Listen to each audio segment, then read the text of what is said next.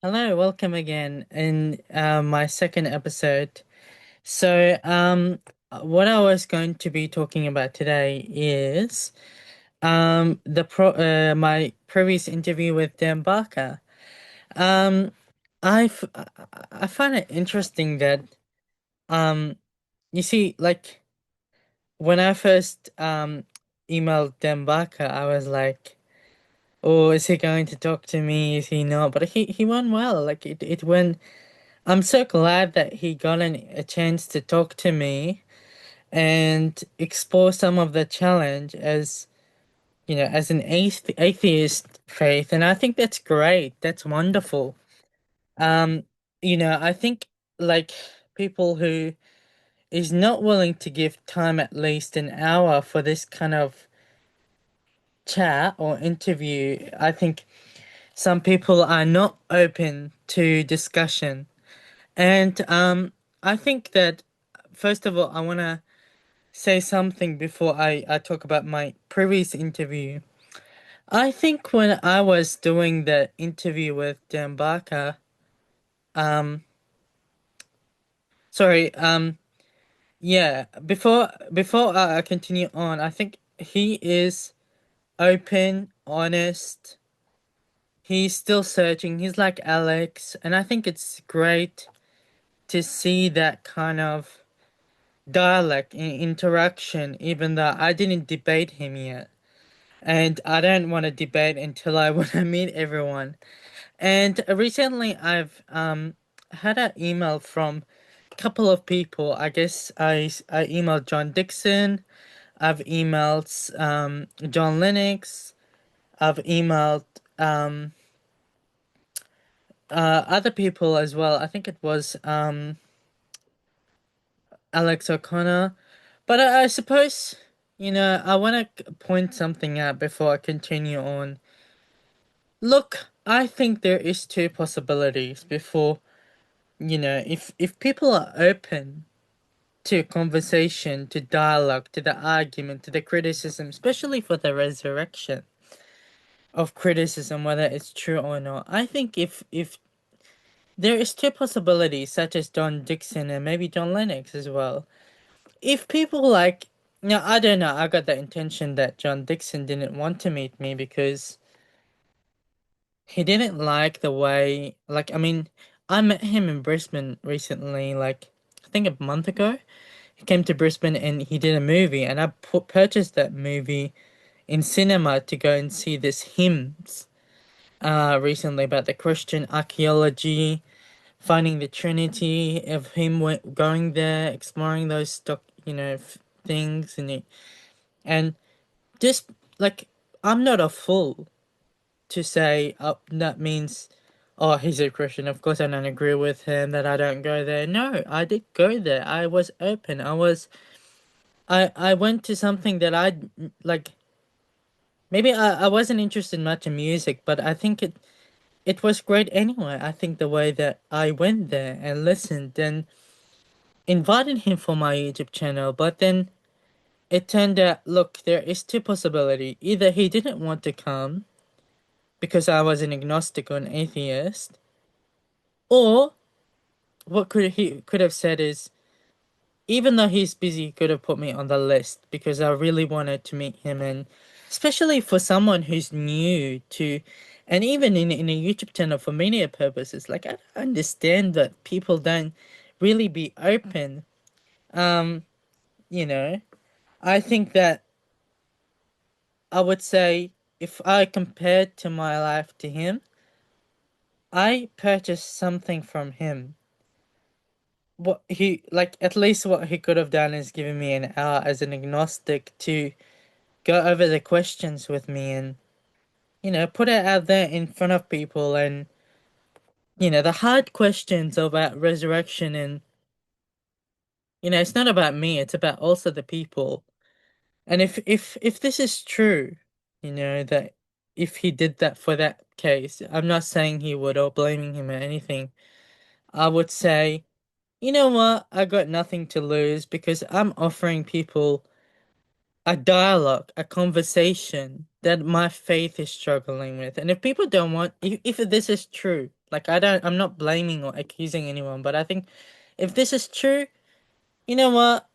You lost yourself. Like I mean, I given you a chance to be open, dialogue, honesty, and if this is the case, he just don't want being open minded. Like some people I've seen, that's up to him. But I did my part. Doesn't mean I'm not gonna read his books. I'd love to read some of his books. I'm still open minded. I'm not that kind of atheist who go, no, that's it. That's my final answer. You know what I mean? So I think that there is a point that I can say every single person, I'm giving you a chance to be dialoguing with me, to be open about the hard questions, the arguments for and against. And if you're not open, I can't do anything to help you because you locked yourself only on one thing. You're not opening for other fields. Like I had a conversation with JW and they only lock themselves in the Bible. The Bible and nothing else. Nothing beyond that. They're not open to science. They're not open to from experience, testimony, hearing. All they have is the locked minded thing that they lock themselves up. And that's what I said to them. And they kind of disagreed with me, but it sure, you know? So I wanna say I really thank Dan Barker. He's one of an atheist who gives 1 hour of his time to really dialoguing about the issues of his faith and exploring these things together. So I would really like to thank him for that.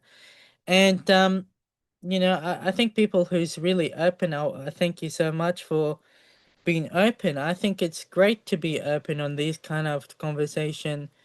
Like, people would say there's a lot of criticism about Christianity and all of those things. But the problem is, if we're not open to people hearing the arguments and the evidence, what they lead to, then we're just believing whatever we're believing, like, you know, um, random things. And, like my father once told me, I asked him a question, he would said, why are you a Christian, Dad? And he said to me, my parents told me. And I said to him, if your parents told you um that an apple would fly, would you believe it? And he says yes. Because that's what my identity means. And it just strikes me because you're not doing this for a bet, like Pascal. Like we had this conversation with me and Dan Barker, that interview, and I think it was great. And I brought this up with him, and I think we're not taking bets. Just go, we pretend the bets until we get there. I'm not gonna fake myself until I make it. I think that's cruel. Because it's, firstly, I think you intellectually dishonest with yourself. You can't fake yourself until you make it. That's not the case at all. I think that if you're really open to evidence, you would consult every single person, even an atheist, even an agnostic, to be able to finding, you know, well, I can't say the ultimate, but the truth, the one truth. I think we all disagree on what standards and all of those things. But we won't talk about that right now. I think let's move on because I've really want to just point out, the most important problems that I faced. Now, discussing with Dan Barker, I think that he has some points that I can understand, such as free will, spiritual side, and we had so on. When I asked him about the resurrection and what evidence it is and how could you disprove it, he kind of said like there is no such thing. Like it's okay to say that, but you have to justify how you got to that point. It's like it's not a mathematics I can understand, but I think it's a little bit you know that's the thing that got me off confused a bit from him. But I think we still agree. free will is not an easy thing. It's not something that we can like um grasp, because not everyone has free will, fair free will, and we call that biased free will in psychology. Well, I am looking in that, and it's but that's what it's called. But um, and it's true. Some people don't make decisions, and their moral stance, and people would say that, well, this atheist is going to hell, and I agree with them, Baka, that you can't define hell to people who is in every case categorized by the name. Otherwise, you're judging them. You can't do that. Not and every atheist is the same as not, a locked minded. I think some people have gone above and beyond to understand the truth, the meaning, those kind of big questions. And I think like Alex, like I think Richard Dawkins he did engage a lot to Christian, and I think that's great.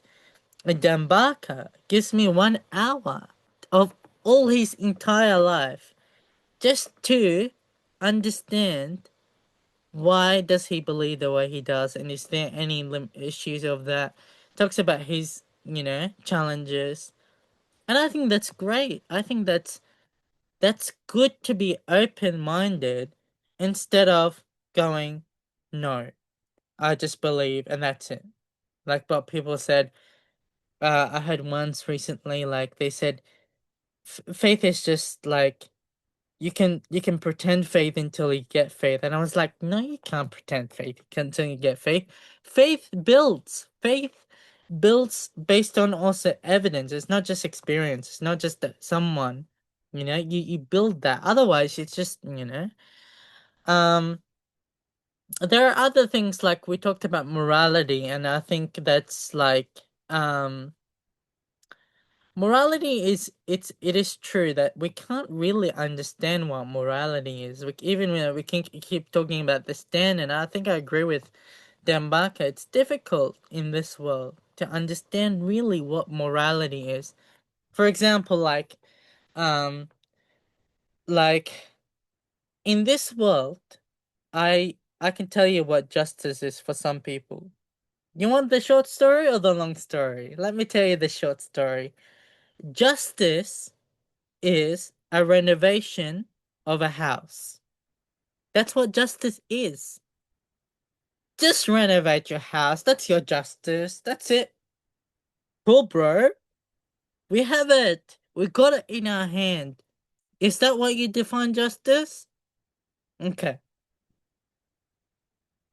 There are some atheist people who's trying to find the meaning of justice because they left with unloved, uncared, there's morality we keep talking about, forgiveness, love, care, and then all of a sudden they trying to find justice by definition of what is the meaning of life, and yet you say to me, uh buddy, why don't you just have this hope? Why do you spend all your entire life questioning those kind of things, questioning, digging deep too much in that problem? Hold on a second. I thought you want the justice, the definition of a renovation of a house. I mean, that's just one example. You know what's a second example of justice? Buying Lamborghini car, the most richest car in the whole world. Wow. Amazing. That's justice to you. And I'm so happy for you. But look at the other people who's fighting for justice and meaning as an atheist and agnostic. They just like we still struggle with what justice is. And yet we don't know, for some people, justice. And I think the point of morality is we can, you see, let's do this quickly as a quick argument. Ready? Talk about morality. What is morality? Oh, there's a standard. Okay. I respect that standard. I struggle with the standard of what is it, the standard? Because if we're saying it's God's standard, and we're saying God said is forgive. Again, I'm not gonna try to quote too much from the Bible because I don't wanna be accused of stealing. But I think I'm just taking your claim as serious. And I'm reading, I have a book of Frank Turk, which I discussed with Dan Barker, and it's on my, I think, because when I moved there, I had it, but I'm trying to find it again. And I'll be interested to have a look at what the arguments for and against for the standard of morality. But I think that giving my ideas and thoughts as well, you know, and I'll discuss later what I have seen from his book, but I'll get to him as soon as I can because I also study. So I guess the most important thing is okay, forgiveness. Oh, actually, love. Okay, love and forgiveness. I asked one time my counselor, and I said to him, he was talking about this value and those kind of things like care, forgiveness, love, all of those things. And there is two problems in this issue.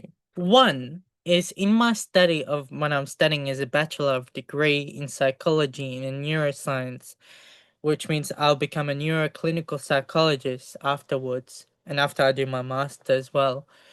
Um, there's two problems. One, and I had a discussion with my friends recently about in history, ancient Egyptian thought the heart is the mind is the heart. And now we know as a science, it's true that we're finding evidence that the heart, if you just rely on your heart to tell you everything, it's like an emotional thing. Like you're not doing like a Romeo and Juliet sort of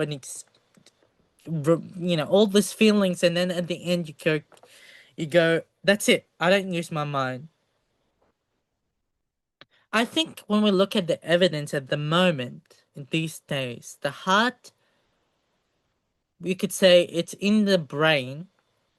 It's the hippocampus in the amygdala, which is relies more on the feelings and emotions. But again, the heart, it's not a heart. I think it's a mind or in a brain sort of thing because it relates to value, and you need your mind to understand what value is. So you need your mind to understand what value. You can't just say, "Oh, it's my heart. That's it." Yeah, I can say chicken is in my heart. I can say food is in my heart. I can say a building is in my heart. But what is it? I'm observing this. I'm observing the chicken. That's why I love chicken. Deep in my heart, it's just a metaphorical speaking to say I just observed the chicken and I love the chicken, especially butter chicken. But I just, that's one problem with people with understanding if this is true, the morality, a standard point. The second issue, I think, and we will go over more this next time, but I think I want to touch on the problems first. The second issue of morality is I think it's a definition. In Greek, I think, forgive me, I'm wrong. I'm learning this by the way, and I think reading through an apologetic, I think it's Norman just like I don't know. I have to double check again. Because I read several books, I've got plenty as well. He understands of take example of forgiveness, by the way, in Greek, definition of forgiveness. Definition of forgiveness comes to down to letting go through your mind and the value together, which we call it the heart. But again, I don't agree with heart because it's not the heart. I mean, because the problem is when we say the heart of someone, it starts.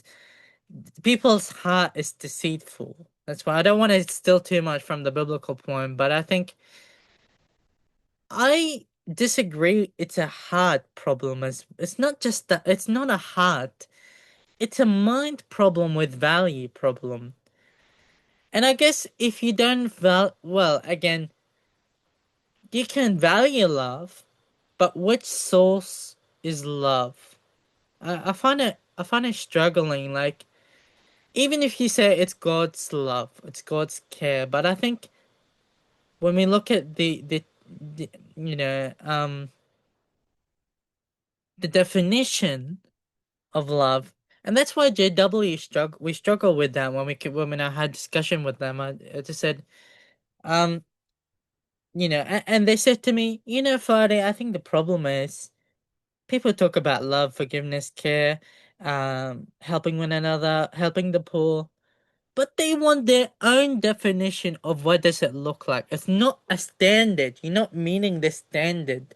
You're just putting a ranking in to say, for example, forgiveness. It's a standard point. It has a point of letting go and from your mind and your we say heart again, and being as well to explore people's as well and able to communicate to them. For instance, if I say to you, "I love you," and I don't want to talk to you. That can apply for forgiveness as well, or give you a chance for hearing or a discussion. I think that you pinning a point of level. For instance, if you say standard is out of 0 to 5, it's a 5 scale, and JW struggle, they say you need to meet at least you try to aim for the 5. You know, but at the same time, they also struggle to say you're not even trying to build yourself up to that 5 level to know the truth, exploring the truth, the standard. You don't do any of that. You don't bother about morality. Why talk about it in the first place?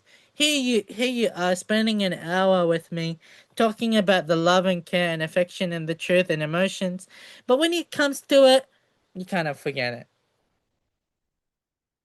Take for instance judgmental people. People judge one another and say, "Oh, this atheist is going to hell," because he's questioning, he's doubting, he's having these questions. You don't know what's inside his brain. You don't know what's inside the heart of of well, again, heart is a problem because we can say a heart, like I have a heart for chicken, but sometimes I don't eat chicken, I eat fish again, and yeah. Um, couldn't we just say a heart is in time of a value, but we can't really say it's a heart. We just call it for like a value thing more, and it's not a material. It's an immaterial. Um, I think when I heard of Christopher Hitchens once when Frank Check quoted his debate, and I think maybe they were doing a private debate, and he said someone asked Christopher Hitchens, "What is love?" And Christopher said love is a chemical or in-chemical balance that is driven by your physical and emotional uh in the brain and the mind. Um and Frank Turk replied as he a quote from him, he said, "Don't tell that to your wife." I think I know why people believe that way. Let me tell you this issue. As a psychology student, I'm trying to explore several things. One, the question of why. Why do we hate one another? Is there any reason that we can validate our reasoning, our own judgmental, to say it's okay, I can hate because it's my victimhood? He hurt me, therefore I will never talk to him again. You impacted me in my mind, to say I will never love you again. No matter if even if I said I forgave you, even if I said I care about you, you impacted me. Therefore it's hard to talk about those kind of morality standards Therefore, it's chances, it's an materialist world, and therefore I'm just and this is really interesting because we're talking about free will again, issue of the free will, and I had a debate with some people and they say regardless of the problem, you still have free will. I disagree because I think some people struggle with free will, and me and Diambaka had a conversation about this, and I think we talked about the like the trolley problem and there's kind of dilemmas and the moral dilemmas. There is no standard in trolley problem. Where do you draw the line of the standard? If there is a standard morality to say don't murder, but there's a dilemma of moral dilemma of a trolley problem, so what are you gonna do about that? Are you gonna say it's a moral standard again? That's a question I want to know of. The second issue is of free will. The problem of it is within the problem of the second point. I think when we keep defining morality, by the way, I want to point one more thing. Arguments in all of those problems. Can I just say, some of the time, you wonder yourself, why do we argue? Why do we criticize? Why do we criticism? Why do we judging about this religion and God and all of these things? Sometimes arguments speak for itself. I'm just rereading the arguments. I'm not arguing. I'm just rereading the arguments to tell you, look, this is the problem, and this is the argument leading the evidence for it. You see what I mean? I think some people say, oh, but people want to argue against God and all of these things. It's not that issue. This is not the only problem. Take a two-side issue. We are all arguing about what's the definition of love, forgiveness, care, etc., etc. And people would say, yeah, look, I can forgive someone. I don't need to talk to them again. Well, if we're going to be in heaven, you imagine if I saw someone who hurt me one time. Like, for instance, my father and my parents who abused me. Into the psychological and physical instance where I don't accept my identity. And that's why now, what's motivated me to be an agnostic and atheism? Because I'm interested in the world big questions. I had a heart suffering. I'm left out. All my high school time, I was so shy. I didn't know what to say. All my high school time, it was just thinking about the problem of my parents, the abusive things I went through.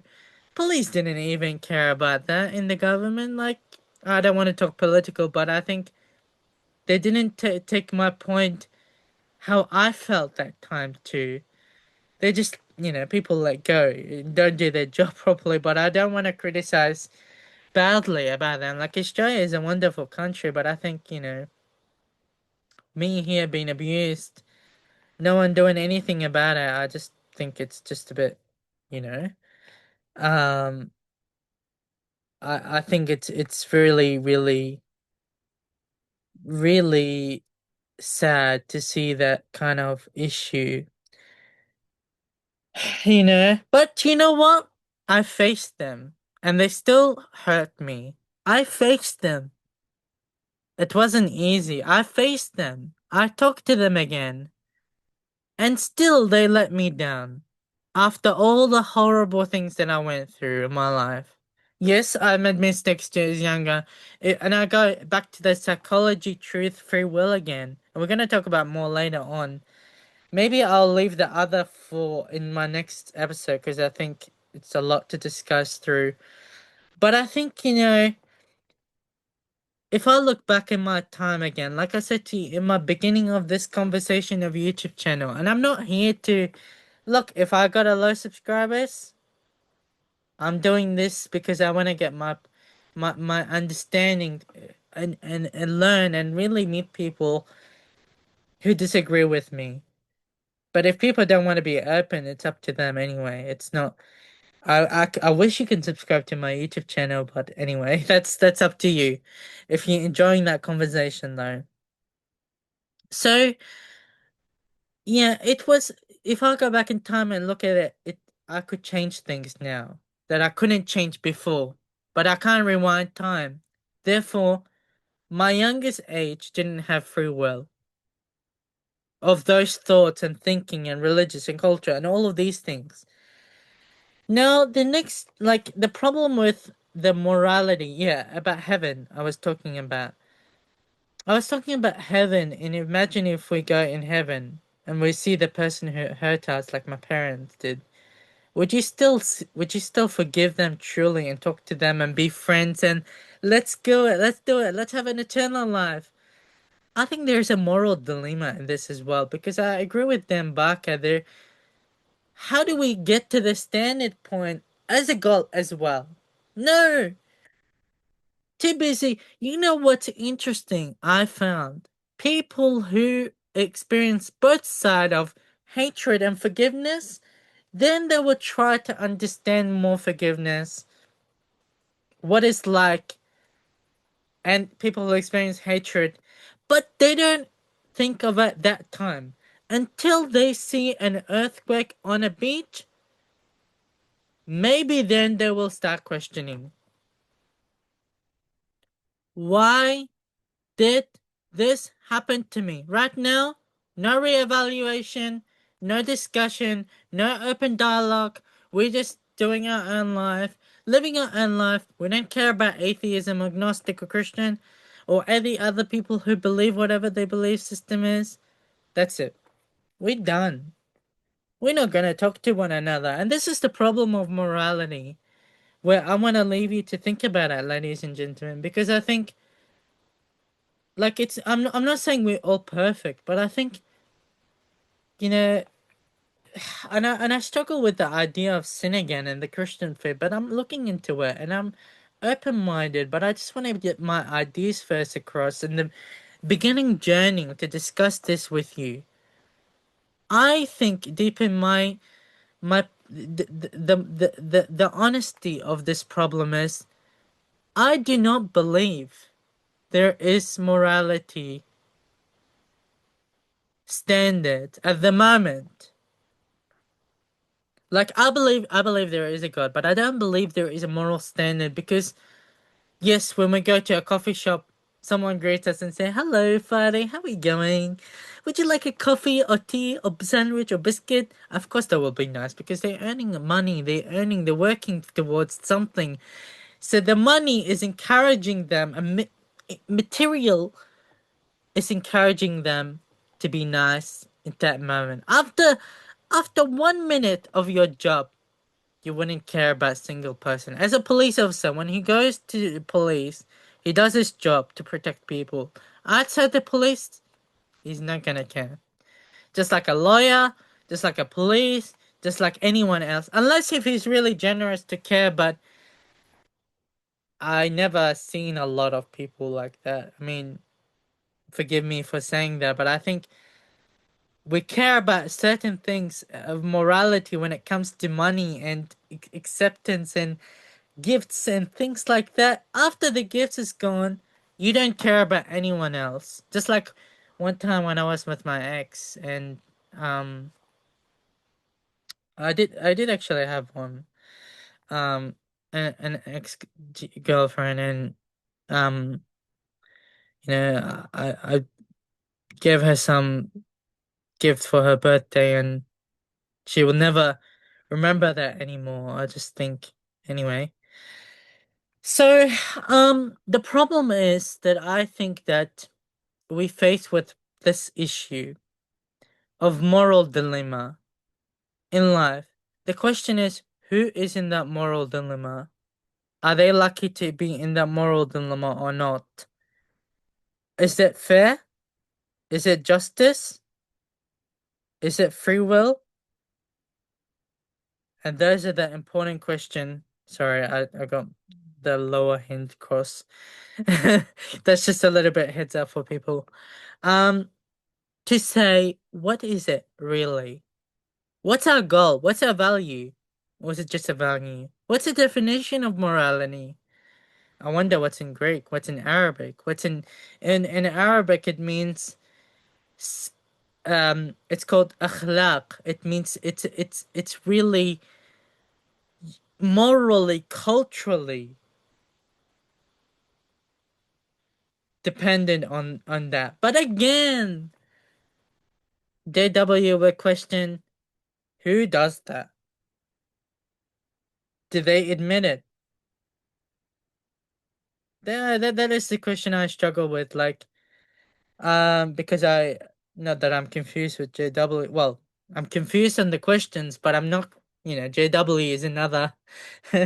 I've met them for 8, 10 months, and unfortunately, they have a serious problem of thinking the Bible is a medical surgery, that it's the only hope and the ultimate truth for a doctor and your sickness. That's what the definition would mean to them.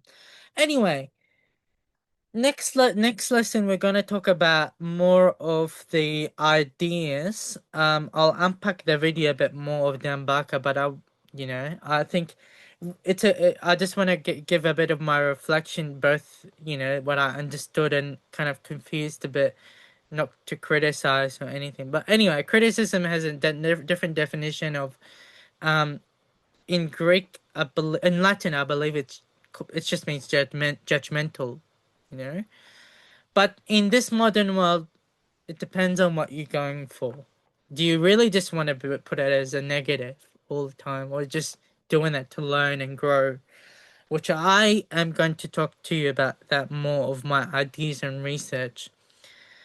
Um, so I think that this is I'm running a bit out of time, so I'll close this up.